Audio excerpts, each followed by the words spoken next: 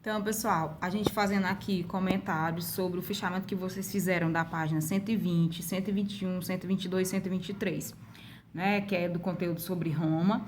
Agora falando dos homens livres, escravos e o cotidiano em Roma. Aí, na Roma Antiga, quem é que tinha direito à cidadania, né? Hoje, né, na atualidade, milhões de pessoas vivem fora de seus países de origem, como há brasileiros que moram nos Estados Unidos, coreanos no Brasil, turcos na Alemanha, etc. Como muitos desses estrangeiros não são naturalizados, seus direitos são mais restritos do que os da população nativa, né? Então, assim, para você ter direito à cidadania, você tem que se naturalizar nesse país. Já em Roma, né? Em Roma, o acesso à cidadania também não era garantido a todos, certo? Essa cidadania, ela era restrita a poucos. A divisão fundamental da sociedade romana estava na separação entre, né? Então, a sociedade estava dividida, a Roma Antiga, entre cidadãos e não cidadãos. Os estrangeiros e as mulheres, por exemplo, não tinham direitos plenos à cidadania, e os escravos estavam excluídos de todo e qualquer direito. Então, a cidadania romana ela era um privilégio que era muito cobiçado, pois garantia os direitos políticos e sociais fundamentais. Que direitos são esses? São os direitos à propriedade privada, ao casamento, à herança, ao estabelecimento de contratos e à defesa de acusações em um tribunal. Então, tudo isso é garantido, né? Se a pessoa tem a cidadania, se ela é um cidadão, ela tem todos esses direitos. E quem não é, né, como Roma estava dividida em cidadãos e não cidadãos, não tem direito a nada disso. Os imperadores concediam cidadania romana aos aliados nas províncias, e os escravos podiam se tornar cidadãos se fossem alforriados, se fossem libertos. No decorrer dos 2 primeiros séculos do Império, o direito à cidadania foi sendo progressivamente expandido aos habitantes das regiões sob dominação romana. O passo final foi dado pelo imperador Marco Aurélio Antonino, popularmente conhecido como Caracalla. Promulgado no ano de 2012, o Edito de Caracalla estendeu o direito de cidadania a todos os habitantes livres do Império, mas só em 212. Até lá, né, continuou uma restrição à cidadania, né? Nem todos tinham essa cidadania. Aí vamos falar de um ponto fundamental, que era a escravidão na sociedade romana. Na sociedade romana, o escravo era considerado, ao mesmo tempo que ele era uma propriedade, né? Ele também era considerado como uma pessoa. Como propriedade, ele era visto como uma coisa, ele era visto como uma mercadoria, que poderia ser vendida, poderia ser comprada, né, alugada, ou até mesmo deixada de herança. Né? Se você é rico, né, da elite, tem muitos escravos, você morre e deixa em herança seus escravos para os seus filhos, netos, né? Mas o escravo não deixava de ser considerado também uma pessoa, um ser humano sem autonomia, que tinha o dever moral de servir a seu amo, né? Ele visto como pessoa, ele era visto como, né, uma pessoa que, mesmo sem autonomia, ele devia moral, né? Ele teria ter a moral de servir ao seu amo, ao seu dono. Parte dos escravos de Roma era obtida nas guerras, pois os vencedores eram escravizados pelos, né, os vencedores escravizavam os vencidos. Outra parte era obtida por meio do tráfico de escravos nas fronteiras do império. Havia, no entanto, outras formas de escravidão em Roma. Por exemplo, pessoal, crianças que foram abandonadas, né, ou rejeitadas, órfãos, certo? Tudo isso levava elas a se tornarem escravos. Elas eram vistas como escravos, elas não tinham ninguém por elas. Também havia, né, adultos que, em estado de pobreza extrema, né, ela vendia seus recém-nascidos a traficantes, né, e também adultos, já adultos também pobres, né, que se viam numa condição de pobreza, de miséria, eles se ofereciam em escravidão, eles se tornavam escravos, né, eles mesmos se ofereciam em escravidão para não morrer de fome. Ainda havia os filhos das escravas. Como crias de rebanhos, eles assim, se você tem um porquinho, aí nasce, né, um filhote, aquele filhote não é do dono, era a mesma forma, era o escravo. Os filhos de escravos, automaticamente, eles eram, né, já pertenciam ao senhor. E aí vamos ver aqui na página 122, a escravidão e o estoicismo. Certo? A situação social dos escravos podia variar bastante. Havia escravos muito mais ricos e poderosos do que alguns cidadãos, né? Os cativos letrados, que eram aqueles que haviam estudado, né, se tornavam funcionários do Estado ou administradores nas casas das famílias nobres.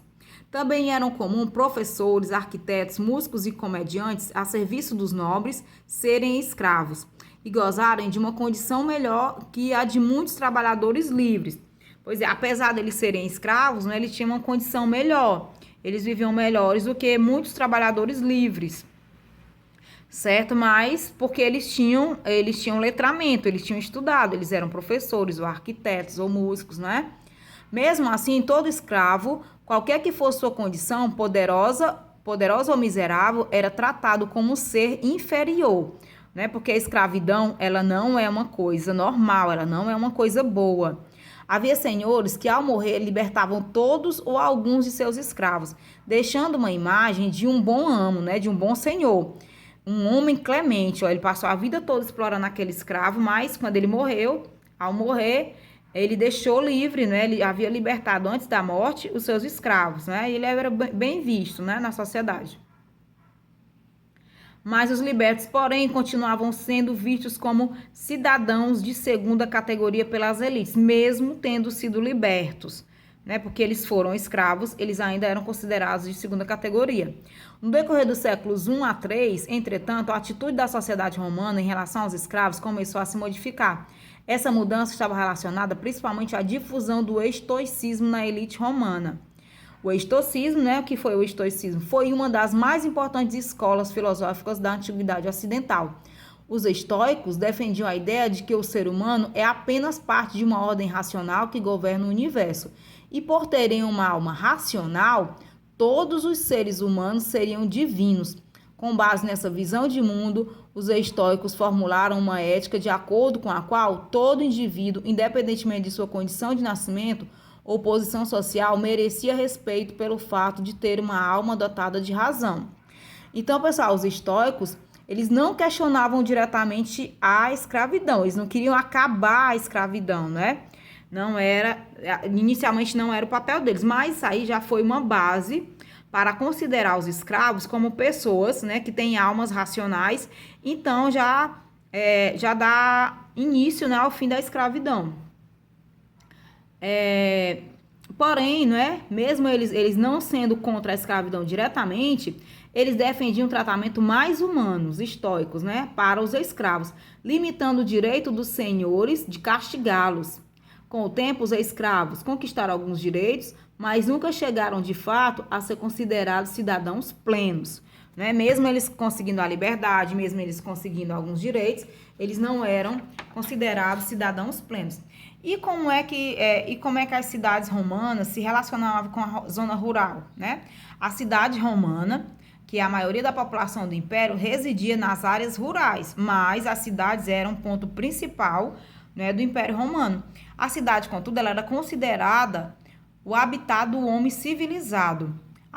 Até os camponeses tinham de se dirigir ocasionalmente às cidades para negociar seus produtos.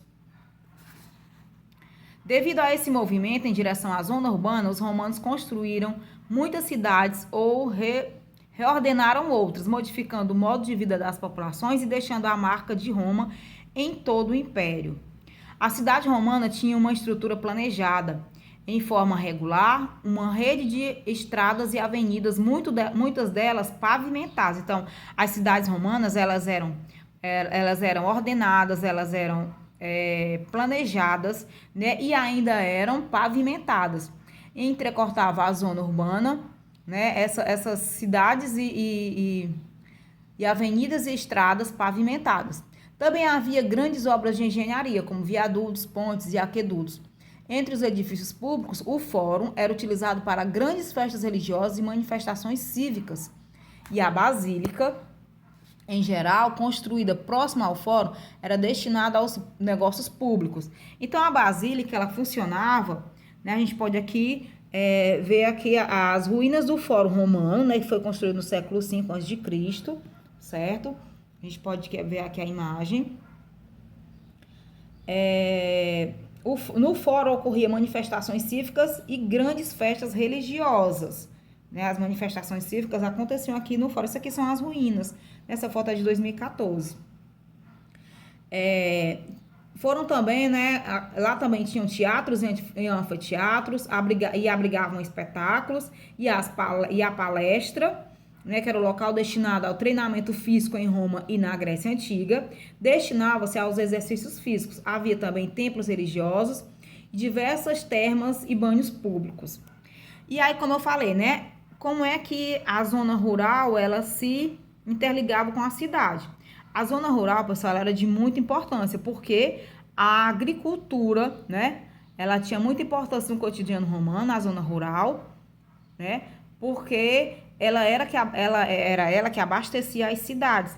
Porque a base da economia romana, né, do período do Império, era a agricultura. Então, mesmo a cidade tendo uma importância muito relevante, porque esses agricultores, toda a sua produção eles iriam vender nas cidades, mas a base econômica era a agricultura. As terras estavam concentradas nas mãos de uma elite que podia possuir terras em diversas províncias. Havia, em linhas gerais, duas relações de trabalho, a escravidão e o colonato. A escravidão nós já vimos, né, que eles eram adquiridos ou em guerras, ou em dívidas, ou os meninos que eram abandonados, né, ou órfãos, certo? Ou mesmo as pessoas que se doavam em escravidão por não quererem passar fome, né, ou a pobreza gerava escravos, porque os pais vendiam seus recém-nascidos. Então, tudo isso era a escravidão, certo? Vastas propriedades eram cultivadas por centenas de cativos, né, de escravos, sob as ordens de intendentes e capatazes, embora ocasionalmente também se utilizasse mão de obra livre. Apesar de ter muitos escravos, também havia mão de obra livre. E o colonato? Já no colonato, as terras de um mesmo proprietário eram divididas em parcelas, né? A terra era toda dividida e eram sendo cultivadas por rendeiros ou colonos, que tinham a obrigação de entregar parte da produção ao proprietário, tirando sua subsistência do restante. Então, o colonato era isso, eram as pessoas, né, em famílias, elas arrendavam terras, nessa terra do proprietário maior, ele dividia essas terras em vários colonatos, e cada colono, né, com a sua família, eles produziam lá para pagar as taxas, certo? Porque a terra não era dele, ele arrendava, mas ele não pagava em dinheiro, ele pagava em produção.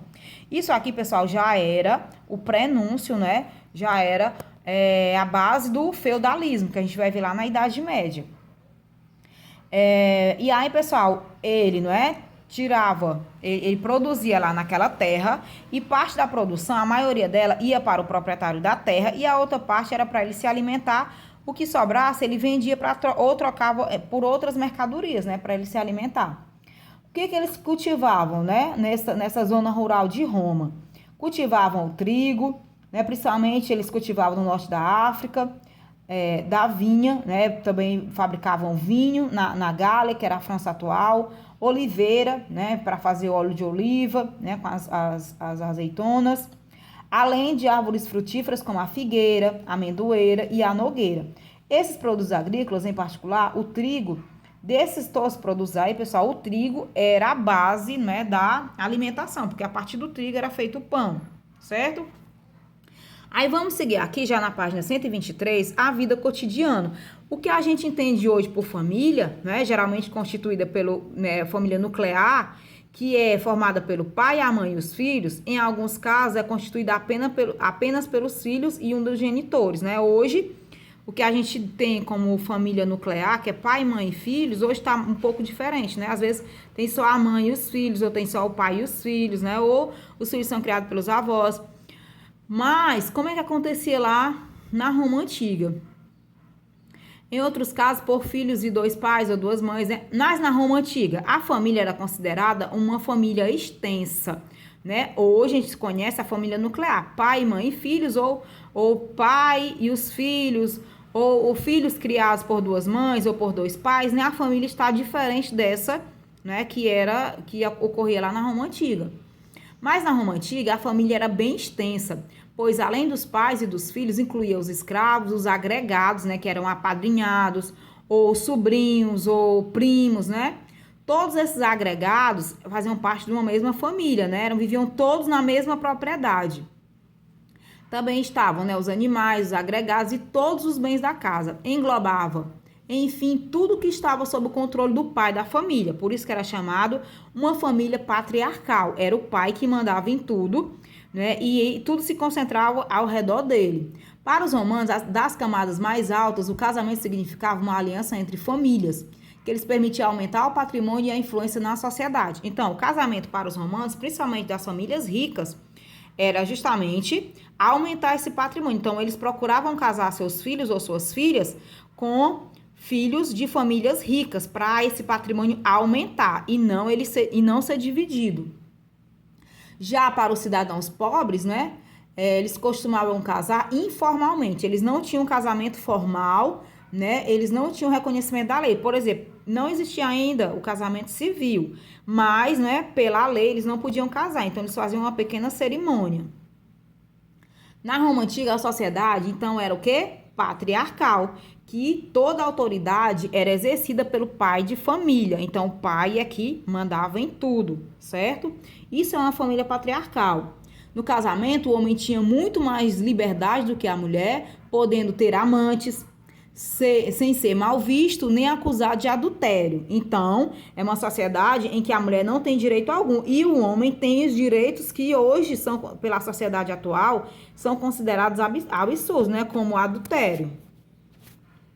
Assim, frequentemente a sociedade romana foi retratada no Ocidente como um mundo de luxúria, porque já que o homem tinha tanto direito, né, de ter amantes, ter filhos fora do casamento e não ser julgado, né, a sociedade romana ela foi vista, né, pelo mundo ocidental como um mundo de luxúria, de excesso e de liberdade sexual. Alguns pensadores da época, contudo, sustentavam uma moralidade bastante austera.